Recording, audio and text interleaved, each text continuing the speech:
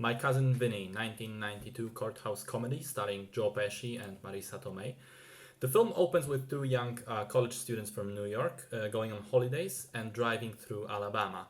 And by complete accident, while shopping in a small convenience store, one of them takes a can of tuna with them in his pocket without paying for it. They realize this mistake already on the road and begin to freak out whether they could be in trouble for it or not. Not long after, a police car stops them and they get arrested.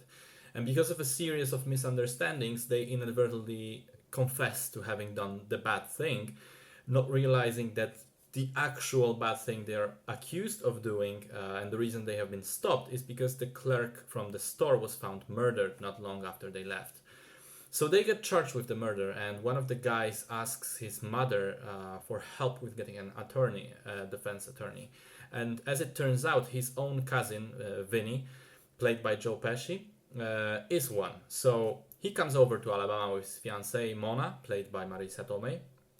And the two Italian New Yorkers are immediately out of place in this small town, Alabama. But what's worse is that it quickly becomes apparent that Vinny actually knows next to nothing about being a lawyer. He has just passed his exams after after six tries, and he did it at a completely unknown law school.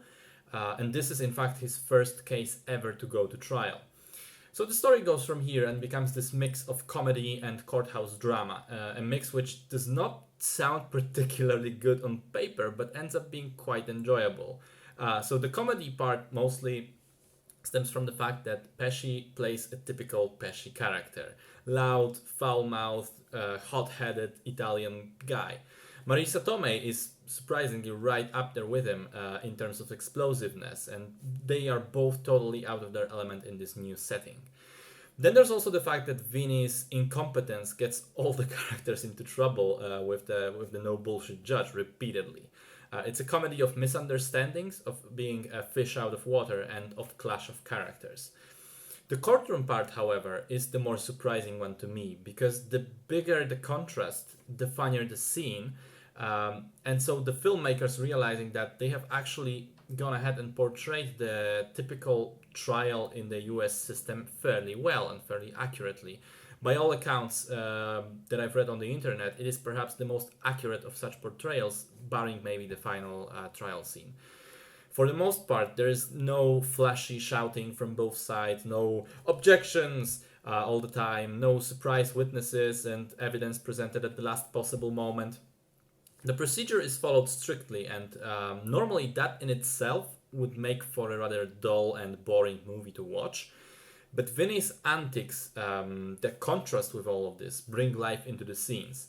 The thing that I liked most about the film is probably the respect that it has for its characters. Vinny is initially shown to be a klutz and a rather bumbling excuse for an attorney, but as time goes on and he familiarizes himself with the procedures that he has to follow, he actually becomes rather competent at his job. And he definitely does have some street smarts throughout. He's not stupid per se. On the contrary, he turns out to be an intelligent guy underneath.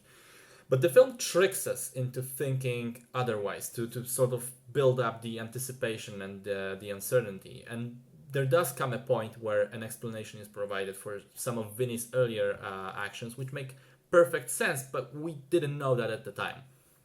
Similar thing goes for Marisa Tomei's character, Mona, which seems to be another comic relief romantic interest character at the beginning, but she ends up being quite smart in her own right and actually one of the essential elements to the resolution of the plot.